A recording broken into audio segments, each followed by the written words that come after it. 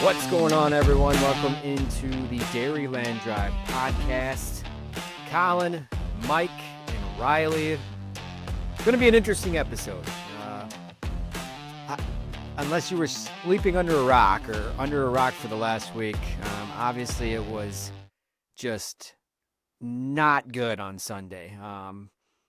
The Packers lose to the Broncos. That's one thing, by 8 on the road against a good team. You could argue maybe the best team in football, but I think that's hardly the headline. Obviously, the injuries, just worst case scenario. If it wasn't worst case scenario, it was pretty damn close to worst case scenario. Micah Parsons tears his ACL. He's out for the year. Says he's going to be back by September. We'll see what the timeline of that looks like. But that's just absolutely devastating to the defense.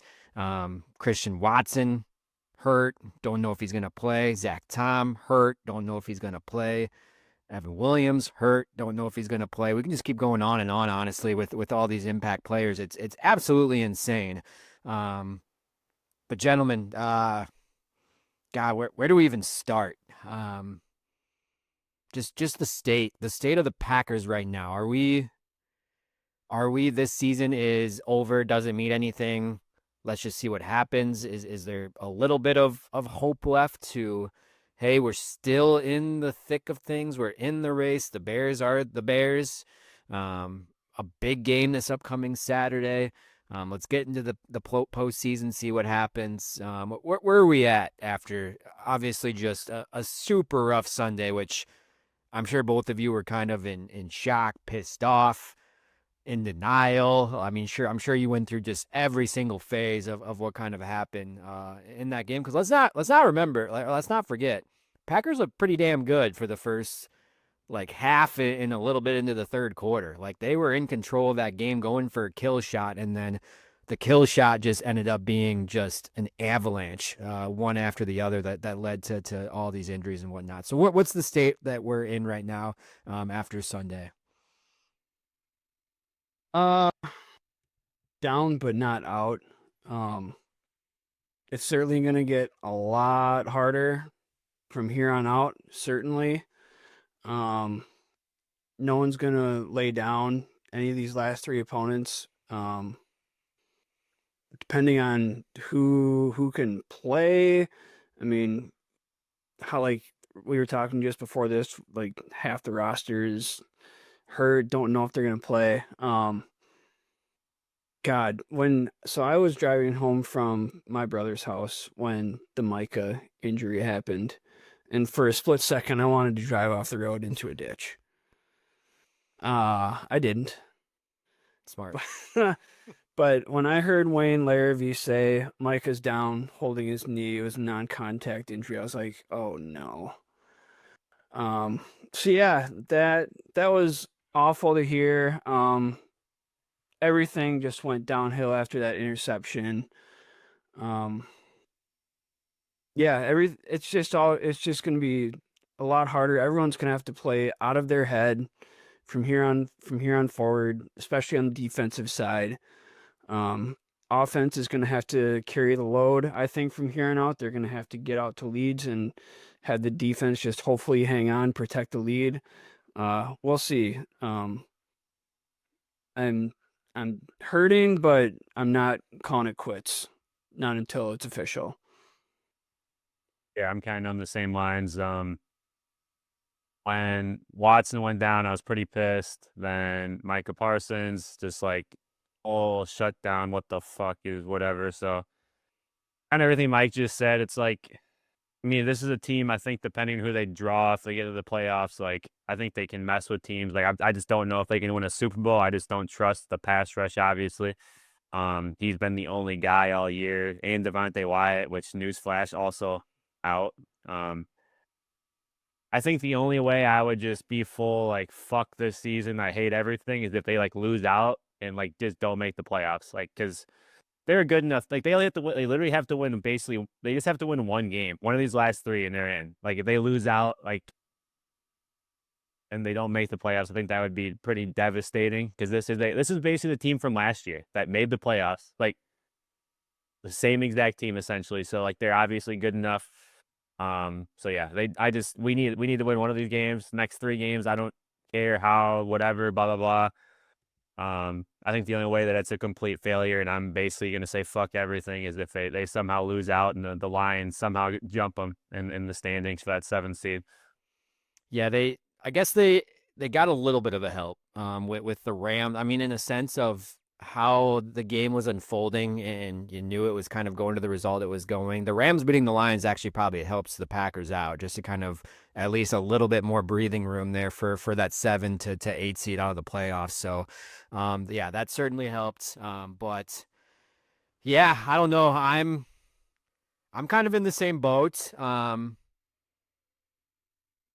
I don't know. It's just something about, like, it's still a big game. Like, this is still a massive game Saturday. Like, the North is still in front of them, and I still think that they can beat the Bears with whatever roster they have. Like you mentioned, it's going to be a Matt LaFleur game. It's going to be a Jordan Love game. We'll see what crazy shit potentially Halfley can draw, because he's going to have to. Because let's talk about this defense. We've talked about, like, the pass rush from the offseason before they got Micah, and then obviously with Micah and no one really complimenting him and being that other guy.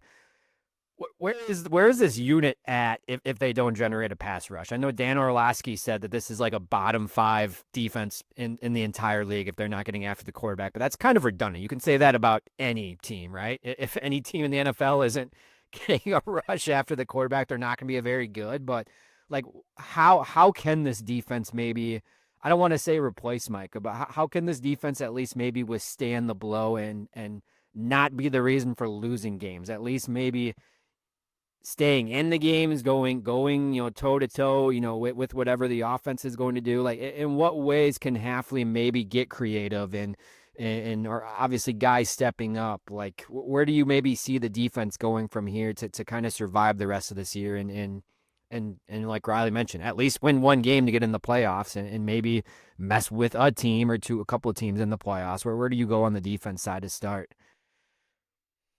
From a schematic standpoint, I'm the wrong person to ask that question. Riley would certainly have better opinions on that than I would. Let's start with the cornerbacks not playing like absolute ass all game. Maybe not having feet for hands, and maybe just hauling an interception out of like the 4 opportunities you had. Sorry, I don't want to cut you off. Where are we at with Carrington Valentine? Are we still on board with them, or are we just getting more and more pissed off at them? He's our best corner. He's our best corner. I think Nixon's the problem. Yeah. Nixon's like so inconsistent. He plays like he acts like he plays like he's a rookie with talent. Like, he plays out of his mind some games, and he's just fucking completely, absolutely dog shit. Gets personal fouls, can't cover anybody. Like, it's so hot and cold. Like, he's a fucking 22 or 23-year-old still trying to figure out how the NFL works. Like, I don't understand Nixon, but I think Valentine, that was one of his worst games last week, but, like, he still made plays. He just didn't get, like, that one screen he jumped. Like, that should have been a pick 6. And ended up, like, the Packers, we talked about it, like you said, they had control of this game. So, like Mike just said, there's still, like, about 5 or 6 instances where we just, like, our DBs don't capitalize on shit. Like, when the fuck, like, those are 2 of the easiest interceptions Xavier McKinney's had in his fucking career, and he dropped them. Yeah. I saw him make insane catches last year, interceptions that were 17 times harder than either of those.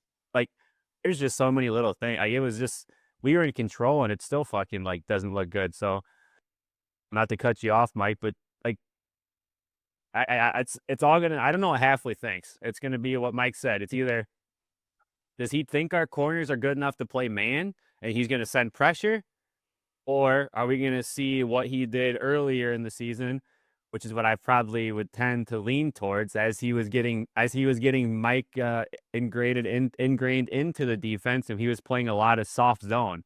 Because he wasn't doing anything crazy. He didn't trust the pass rush, blah, blah, blah.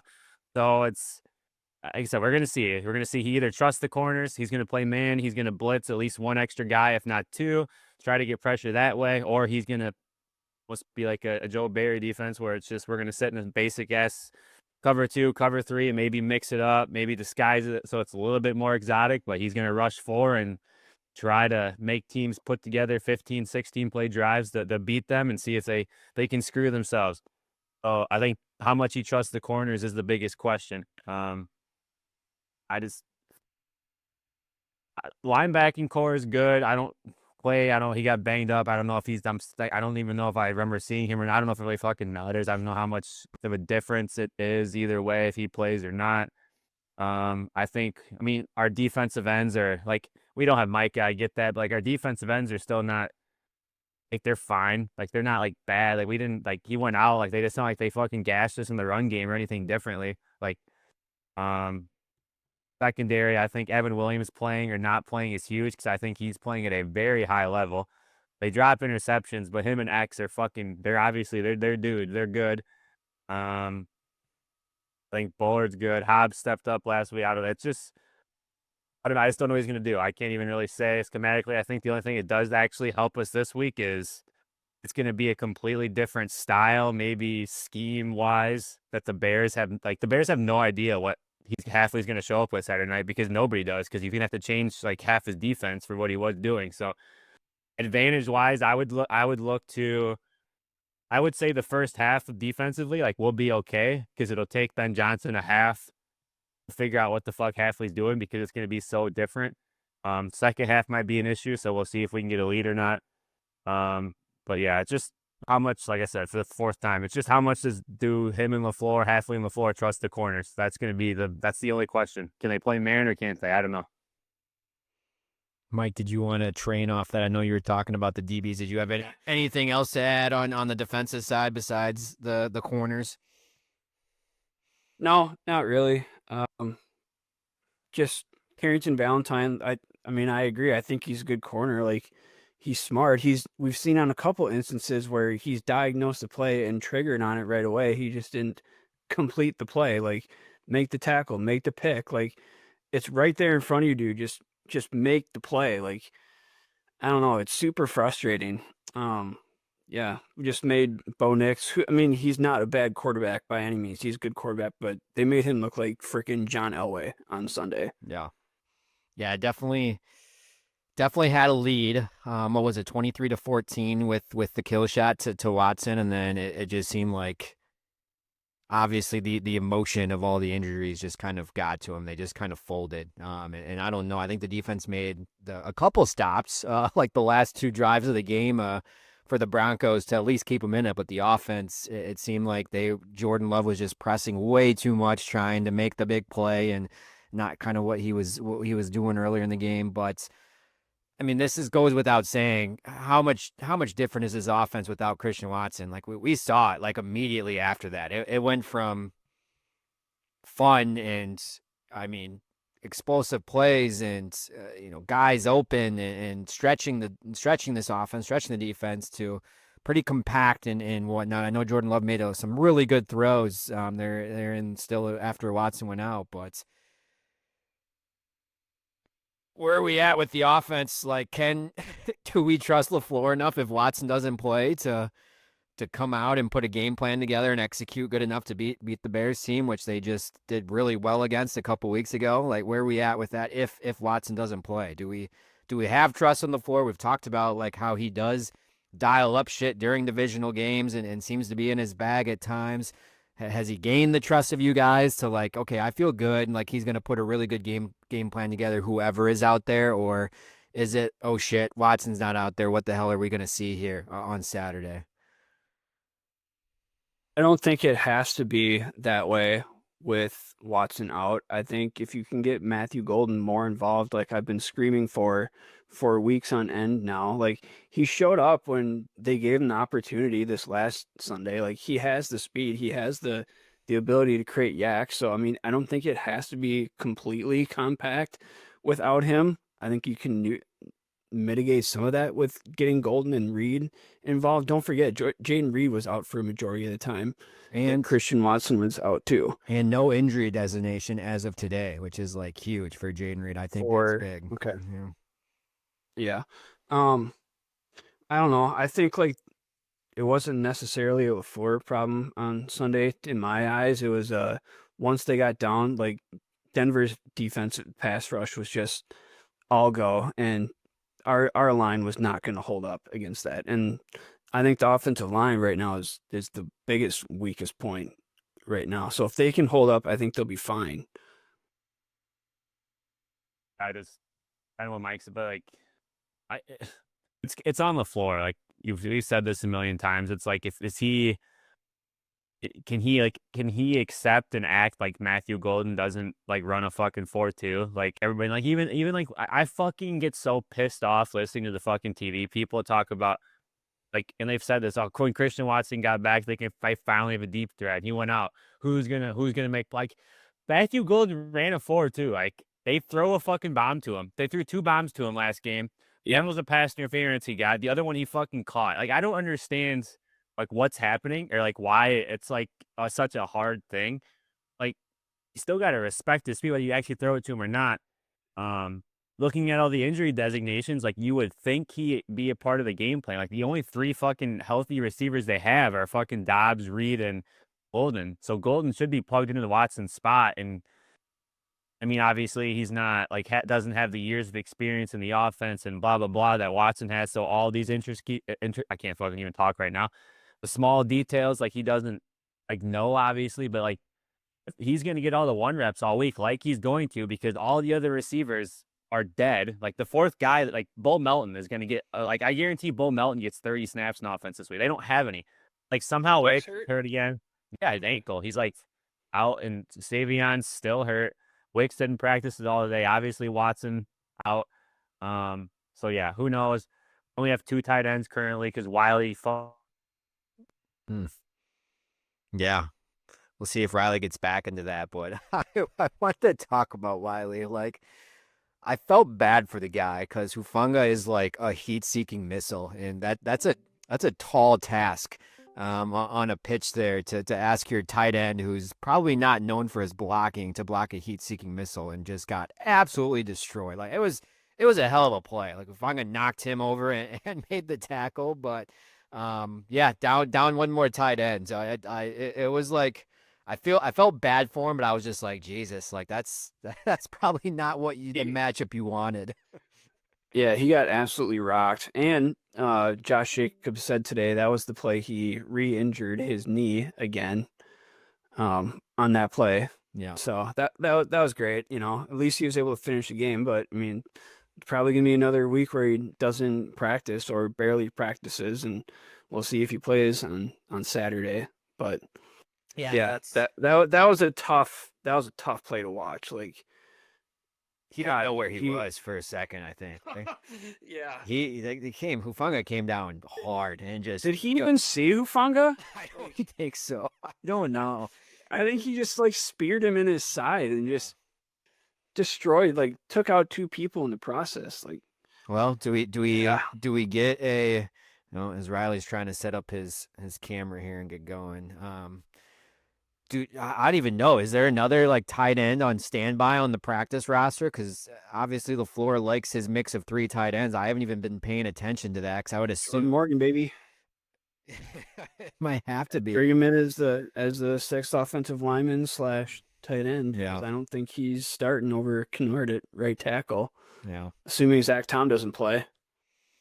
Yeah, that's another big piece too. I think the emotion of Watson and the emotion of Parsons, I think Zach Tom kind of went under the radar of him missing, because you mentioned it was the Denver pass rushers just hunting that whole second half when they smelled blood, when the momentum changed. I thought Kennard held up decent up to kind of like the back half of the 3rd and the 4th, but then those guys are just so fast and just really took over the game, like you mentioned. Jordan Love just was super uncomfortable that 4th quarter. So, yeah, I think that's the one that we're not really talking about as much as we probably should, is Zach Tom. I think he's probably been the most consistent, best lineman all season, at least. You know what you're getting from it, right tackle. Obviously, the Bears don't have the pass rushing, level that the Broncos do, but it would certainly be nice to have him there. And you mentioned, you mentioned Evan Williams as well. Like those 2 are just as important. Well, maybe not just as important, but pretty important to both sides of the ball. So, Brian, I don't know if you wanted to add anything else. We were just talking about, you mentioned Josh Wiley just literally just seeing stars after the heat-seeking missile. Hufanga came and knocked him on his ass, but I don't know if you wanted to finish your thought after that.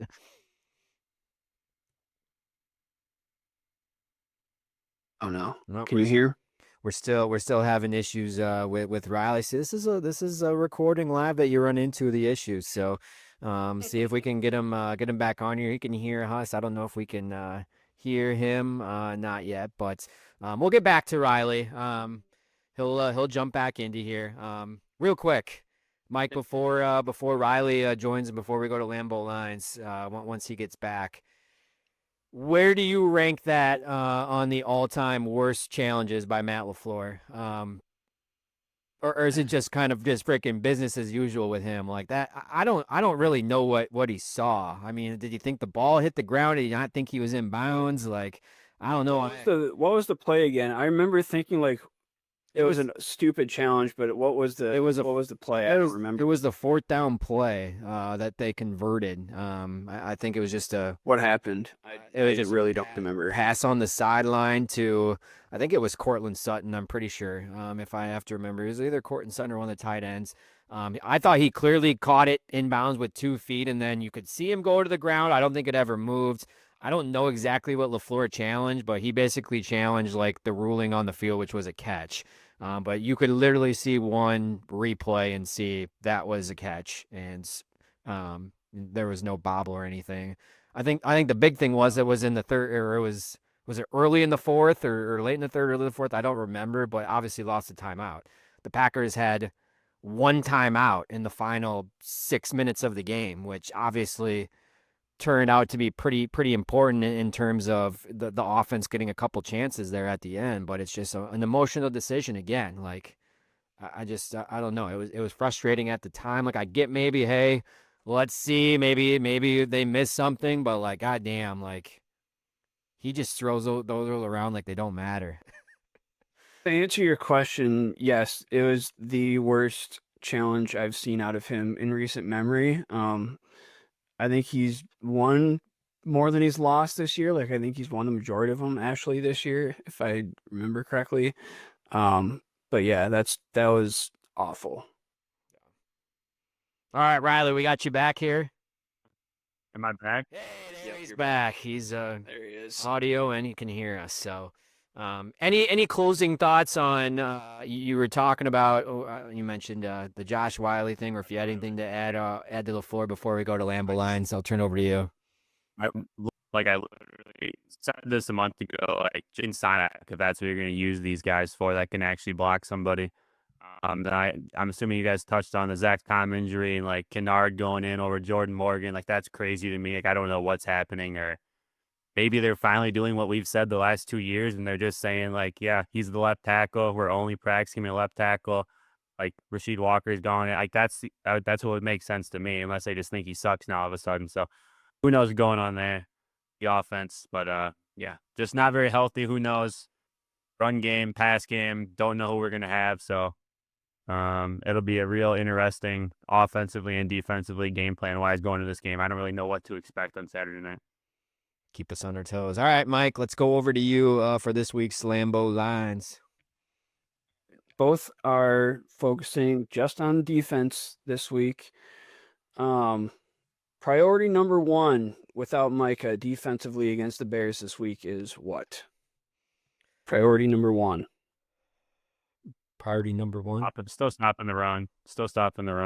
Like they just gotta. I mean, the Caleb beats him, he beats him, but you can't just get fucking gashed because.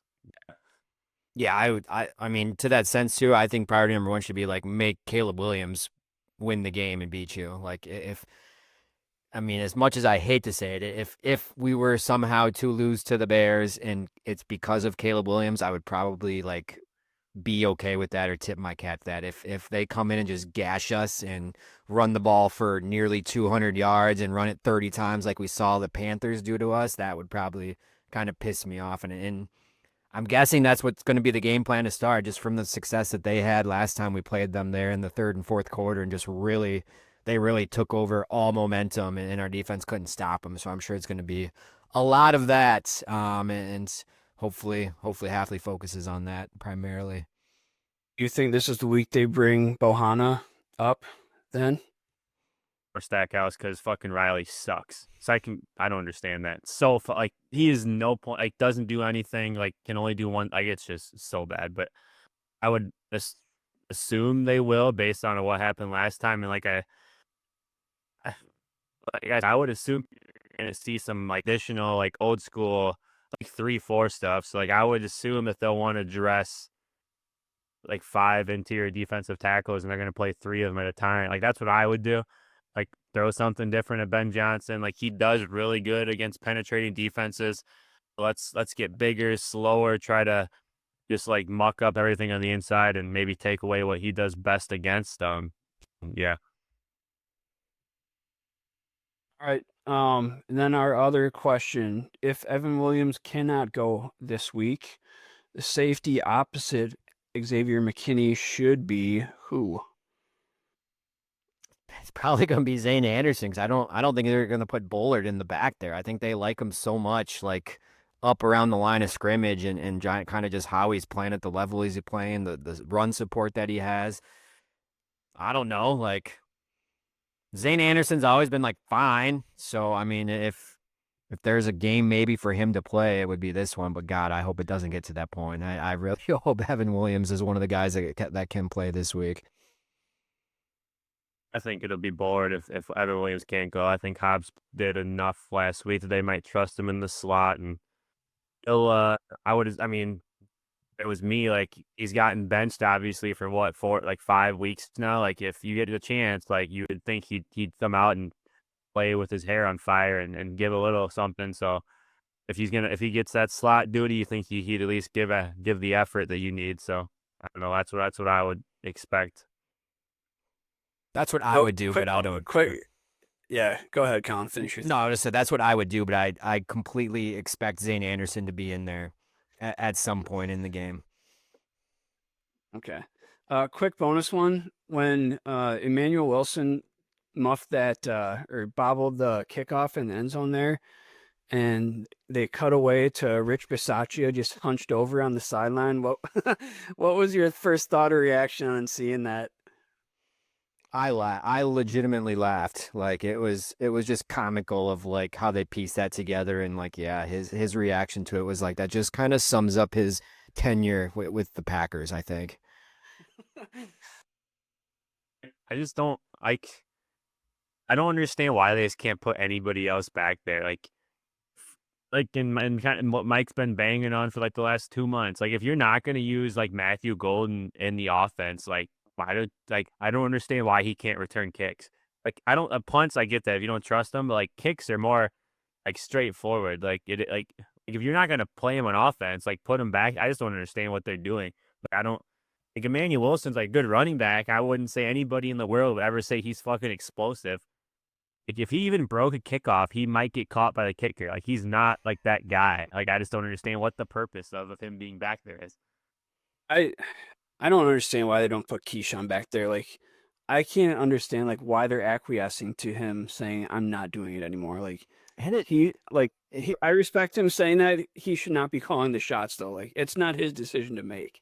Well, just how he plays too. He's such a freaking like emotional trash talker. Goes like I feel like if he had a couple good kick returns, I feel like that would potentially maybe carry over to like his snaps on defense too. Like I know obviously there'd be a gap in between a kick return and him going back on the field in defense, but just knowing him, if he had a couple good returns and help, like I feel like that would carry over in some capacity of him chirping more or a little more confidence out there. Like ultimately, I don't know how much that would help him with how much he's been struggling, but like you would think it would. And he's clearly the best kick returner on the team. Like the dude was a Pro Bowler, like what, a couple seasons ago, all pro a couple seasons ago, and now just no thought to it. I think just returned punts this year. Like he returned a couple punts and that Maybe was it. Once. Like no kick return. So yeah, I agree. It's totally frustrating, and I think.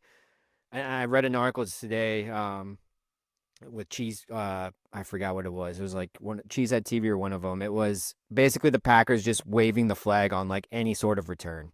Like basically their mod is just don't turn the ball over. Like get good field position like either way.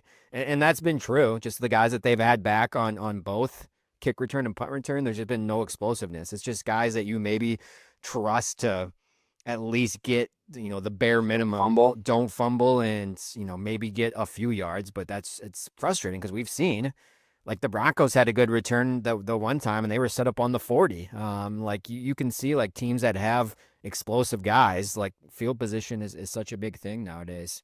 Yeah. So I didn't look this up, but does anyone understand the rule where when the Broncos kicked, I think they got like a unnecessary roughness or something on the extra point, and then they moved up the kickoff, but then they kicked it out of bounds intentionally, and the ball started at the 25. Yeah. How does that rule work? Something I about don't understand it. Something about if it's like with the one loophole, because they said that they were going to probably address in the offseason that if any kickoffs from the 50, it goes out of bounds. I don't know if it's like a half the distance or something, but that's like the reason why it goes to the 25 instead. Just only because it's from the 50. Like anytime I guess it's happened a few times this season already. So I don't know if it's like a half a distance like penalty or something like that, but that's the reason why they were saying it was out in the 25. It's a stupid loophole, but Yes. ultimately it's like, hey, our jackasses shouldn't be getting freaking, personal fouls on the extra point attempt to like get in that situation. Which, one last thing before we move on to 3 and out, probably the injuries, I think, were probably, like, I won't say most frustrating, but obviously the most devastating parts of the game. But like, fourth quarter there, I think it was the fourth quarter, Broncos had it, was it 3rd and goal at like what, the 4 or 5 yard line, something like that. Packers could get a stop, force a field goal. 11 guys on the field, and Kingsley and Akbari just runs on for no reason. Like, I know there was like a late like personnel change from the Broncos, but they already had 11 guys out. He runs onto the field. He clearly was offsides, clearly 12 men on the field. It's an automatic first down. Like, how many times in that game did it seem like there was such like crucial like penalties and crucial moments that just like were just like devastating and just so frustrating? Like, that was probably one of the more penalized games that the Packers have had this season. I don't know if that's the exact count, but just from my eye, but like, so many frustrating moments that just led to like momentum changing plays, it seemed too. That was definitely on purpose. Like, they were trying to get a delayed game on the Broncos because they subbed so late. So they were trying to do, like, you remember Illinois in the bowl game last year against South Carolina? That's 100% what they were trying to do. Which very chicken shitty, probably. I don't know, like, why. Like, that's like basically like conceded, like, yeah, we don't think we can stop you, which is not a great look. Thanks LaFleur for that, or whoever's fucking idea that was. But that was definitely, they were just trying to, a little bit of gamesmanship, because the Broncos did sub late, and like, technically, like, I think he should have been allowed to come on, like, by rule, because they're supposed to give him the defense up to 10 seconds, and definitely was not 10 seconds. So I don't even know if I blame him for that, but at the same time, like I said, it's very gimmicky. Like, I don't know what they were like. Like, you should be like, if you're gonna win that game, like, you gotta like stop him from scoring from 4 yards out, or like, it doesn't. I don't know. It doesn't matter. But backfired. But I think that's what was happening in that play.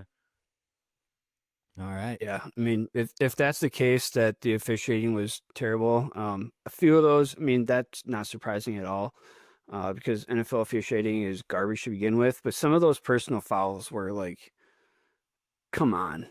Yeah.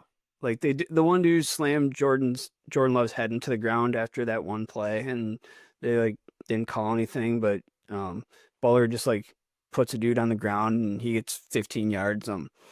It was ridiculous. Brad Rogers and his crew should be sent into exile and never be allowed to see football field ever again.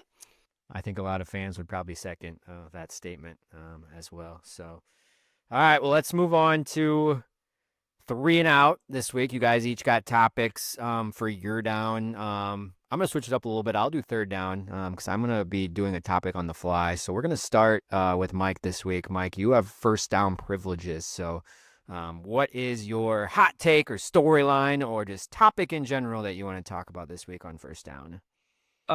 Congratulations to the Wisconsin volleyball team getting back to the Final Four, taking down number 1 seed Texas in their house on Sunday. That was awesome to watch. So, Lady Badgers, go get that title down in Kansas City. We'll be rooting for you.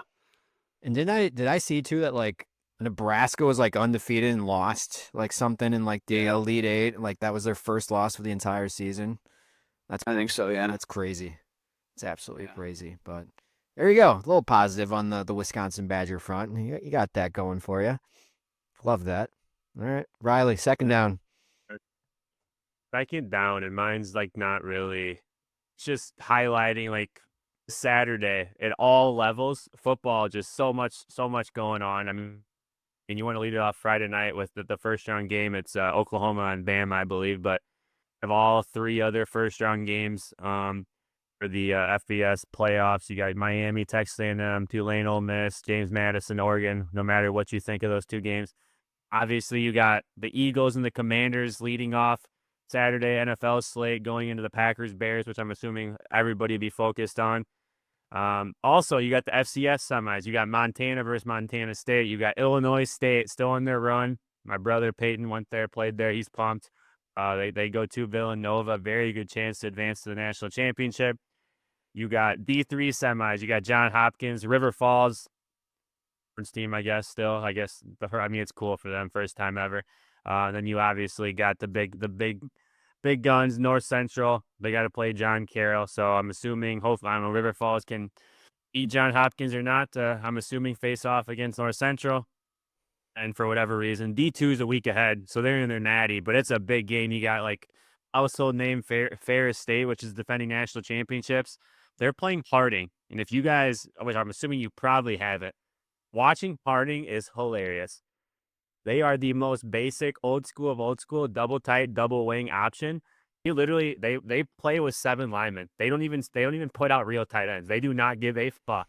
They are not throwing the ball. They don't care if you know it. They won the national championship in 22 or 23, I don't remember, but like they're 15-0 right now.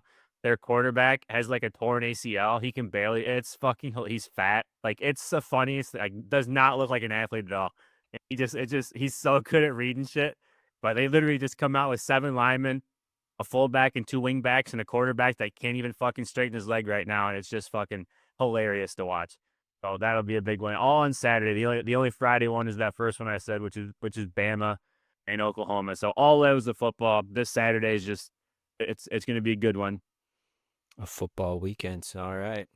Well, I will wrap it up with third down and going completely different from you two.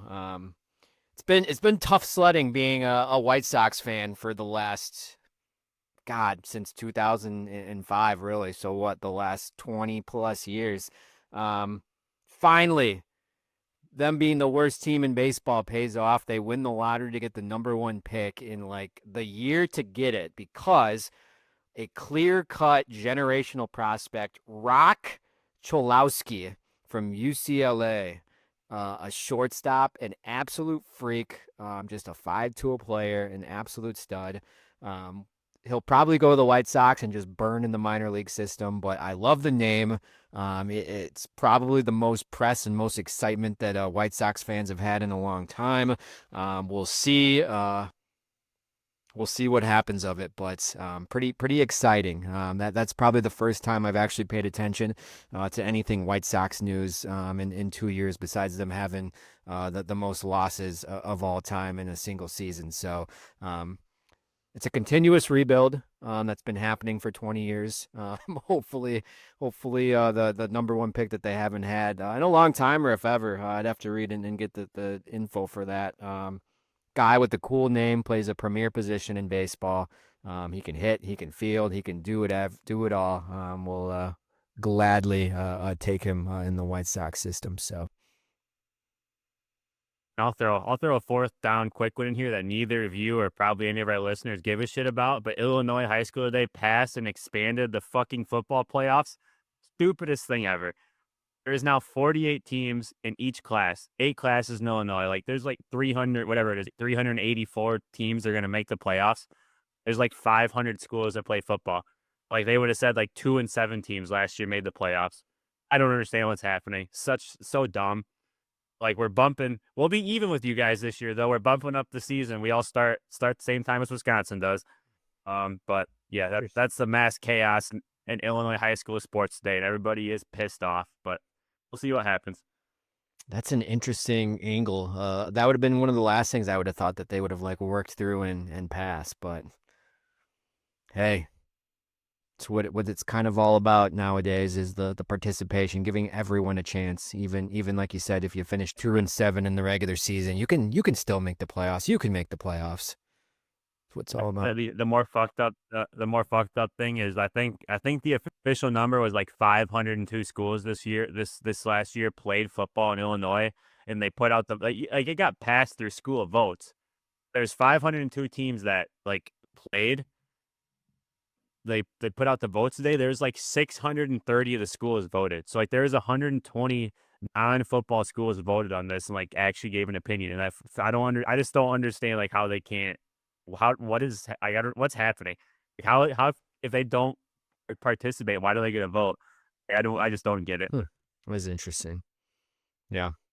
I give up on the politics of high school sports on anywhere I've gone to cover it. It seems like it's always a mess. And I've done Wisconsin, Minnesota, and Illinois. So each state has its kind of what the hell are they doing in their certain sports. So unfortunately, I guess it just kind of falls in line. But all right, well that's this week's 3 and Out with the bonus down. Let's go to our final segment of every week's show. That of course is the final drive. The Pick'em. We are 15 weeks in. Mike, where are we sitting at here down the final stretch? Getting tight. I went 4-2 last week. Both of you went 3-3, so I was able to pick up a game on Riley, who still leads by a game with a record of 44, 33-1. Puts me at 43, 34-1. Collin, still a few games back at 40, 37-1. You're gonna really need some good weeks here, bud, to take over. I had to take some chances, and they did not play out for me this past weekend. So Lock one again, though. Lock one again. I was pissed off about I felt so good about the Patriots after they were up 21-0, and then Josh Allen after that, and then I don't think any of us saw the Vikings over Cowboys kind of the way that happens. I think we all picked Cowboys, didn't we? But all right, well this week we got 5 games. 3 NFC North games, of course, the Bears and the Packers, lock and upset. So let's start with maybe a game that no one cares about, legitimately, unless you live in the state of Minnesota or are a Giants fan instead of a Jets fan. Let's go Vikings and the Giants. Mike, who you got in this one? I'm taking the Vikings here. Excuse me. Sorry for that. I think the Giants are just complete ass. JJ showed a little something last week, so maybe he's finally starting to figure it out. Giants only 3-point favorites on the road here, but give them to me anyway. Riley. I agree with everything Mike said. Vikings getting hot. Giants suck. I'm also gonna double up. That's my lock of the week is the Vikings as well. Wow, you gonna triple up? You said Giants are Vikings are favored. Vikings are favored. All right, so we got to double up there. Damn, I know I got to start taking chances, but I just don't like the Giants like whatsoever. I feel like this is a game you don't take a chance on. Yeah, Vikings have looked a little bit better here these last couple of weeks, and yeah, I'm a little nervous playing them the last game of the season. I think the Lions fans are going to be a little nervous too because they have nothing to lose, and they're just kind of on a little bit of a revenge tour, and those are the dangerous games. So I think the Vikings pick up this one as well and become even more dangerous in week 17 and week 18. So clean sweep of us picking the Vikings over the Giants. This is a big one as well. Aaron Rodgers looking like vintage prime Aaron Rodgers last night in their victory over the Dolphins. They're taking on a Lions team that just desperately needs a win to get back in the thick of the things of the race. So we'll start with you, Riley. Lions, Steelers. Who do we have in this one? I do love me some Aaron Rodgers, and he has been spinning it lately. But like, I don't know if TJ Watt's playing. I just don't know how the Steelers can keep up with the Lions scoring wise, and the Lions are playing for their entire lives. And yeah, so I'm gonna go Lions. Mike. Yeah, I feel the exact same way. I don't believe that the Steelers are a real threat down the stretch here. I know they looked good last night, but that was against Miami, who never plays good in the cold. So take that with a grain of salt. Give me the Lions all day here. All right. I know which way you're going. I think this has to be one of them. Just because I think this is going to go hand to hand with another game as well. I don't know if you saw, there is a playoff clinching scenario this week for the Packers to get in. Of course, they have to win, and they need some help with the Steelers over the Lions. I think Aaron Rodgers is going to help his old team out and get a win over the Lions in Detroit and kind of put the Lions out of their misery, so to speak. I don't know. Like, all eyes are going to be on the Packers-Bears Saturday. The Lions, I'm sure, will be watching as well. If they see the Packers win, going to be a little bit more pressure. Maybe not play as loose and tear. I know it's at home, but I don't know. Something about this is the Steelers looked pretty good on both sides of the ball against a Dolphins team that hasn't been awful. Tua was garbage last night, but still have some weapons. So I'm gonna go against the grain here and go Steelers over Lions in this one. All right, I had to. I gotta start doing some of those. Double up. I'm not doubling up. No, I'm not getting that crazy. But all right, let's go to, we're going to say Bears and Packers for the end. Let's go to our locks of the week. I will get started. I was scrolling through to make sure. I did triple check today. I'm like, how the heck did I not pick them yet? And this fell right into my laps. So funny, originally I had the Chiefs down for this week, but then the Patrick Mahomes injury happened. I know they're playing the Titans and felt pretty good about it, but I feel a lot better about this one. The Texans. I have not picked the Texans yet this season. So I'm going to go Texans. They're minus 14.5, which I think they're playing. The Raiders are awful. They might be the worst team in the NFL. I would not be surprised if the Texans cover this as well and go beat them by more than 2 touchdowns. So I'm going to go Texans over Raiders as my lock of the week. I had the exact same thing as my lock as well. I was looking back and can't believe I hadn't taken the Texans. They're Either. I had taken them as underdogs a few times, and I think maybe that's why I was surprised, because they have been hot. They were kind of struggling there early, so maybe that's why I wasn't taking them. But yeah, they're hot. Their defense is phenomenal. Worst team in the NFL they're going against, like you said. Texans are also my lock this week. Riley's looking. Is he going to change it on the spot here? No. Mine's the Vikings, I said before. I'm doubling up with them. That's right. So we got Vikings there, doubling up on that one. So let's go to our upset of the week. I just had to check to make sure that this was still leaning on the upset side. I thought there was a couple games that I was intrigued about, but I'm going to go this one just because I think they still have a lot to play for. I do think the Broncos will beat the Jaguars. However, if the Broncos were to have a hiccup and potentially slide the Jaguars, the Chargers are still sitting there. They got the tiebreaker. They could potentially, I know I got some Broncos listeners on this and don't want to piss you off, but the Chargers have not gone away. They keep winning some of these games that they shouldn't. I think that they're going to take down the Cowboys this week. They're only 1.5-point underdogs, but I just like what the Chargers are doing defensively. Dak looked kind of pedestrian against the Vikings the other night. I think the Chargers defense is pretty solid. They got some players on that side. I know Justin Herbert's a little banged up, but I think they'll do enough on offense, and I have the Chargers over the Cowboys, and this one is my upset. You're looking... Go next. Oh, I thought you were looking at me like you're going to say the same exact thing again. He might. I want to know I want to know who you're saying is going next. We'll go Riley now. Okay. I don't get why this, because they lost last week, but they played well until the very end and collapsed. I don't, and I how are the Patriots underdogs against the Ravens? Patriots are my pick. I just don't even get how they are underdogs. I don't think the Ravens offense played like shit and still beat the Bengals last week. The Bengals, that whole Joe Burrow, I don't know what the fuck's going on there, but they didn't even look good against them, and somehow they're favored at home. I think the Patriots aren't going to lose 2 in a row. They still want to obviously win. the AFC East. The Bills are within 1 game. So I'm going as the Patriots are 3-point underdogs against the Ravens for some reason. Okay. So I was between that one and the Panthers as 3-point underdogs at home against the Bucks. I was kind of leading Patriots too, so I was kind of curious which way Riley was going to go, if he was going to go before me. So I'm going to go different just to be different. I do think the Patriots will also beat the Ravens, Riley, but I'm going to take the Panthers as underdogs this week against the Buccaneers. A battle of two 7-7 teams looking for the divisional crown. Like, Jesus. Yep. Gotta love it. All right. So there's our locks, our upsets, our other 2 games. Now it goes to a very important game.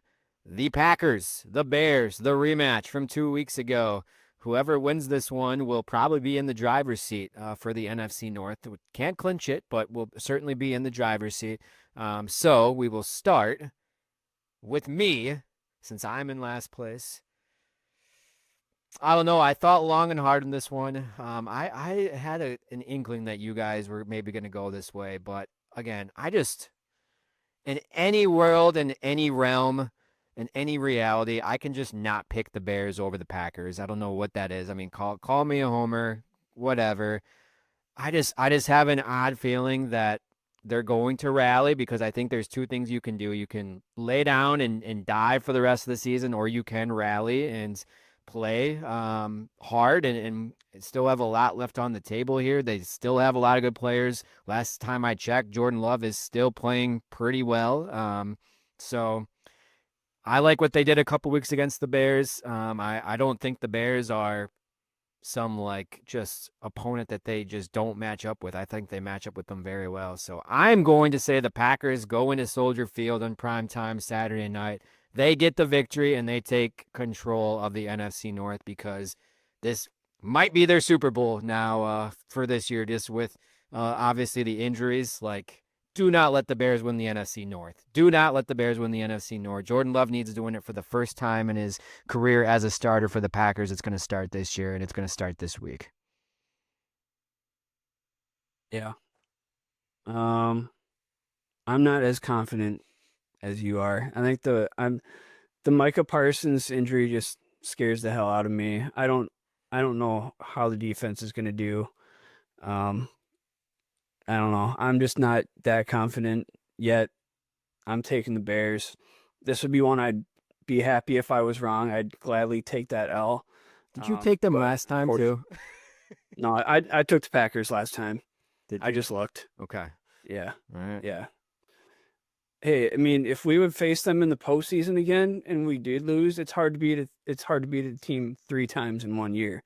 So if we got the L out of the way right now and we faced them in the postseason, there we go. It's not as tough then, I don't think. Okay. All right, that goes to you, Riley. I think he's torn. He's going back and forth. No, surprisingly, I usually a feeling. I have no feeling, so I'm just going to pick the Packers. I have no fucking, I don't know what the Packers are.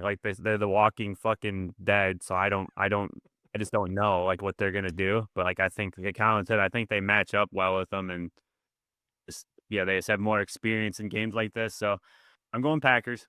And here's my thing, too, as we wrap up the picks. I think more pressure is on the Bears right now, because just with the injuries that happen, all these national writers are already writing the Packers out. Packers are dead. They have nothing left to play for.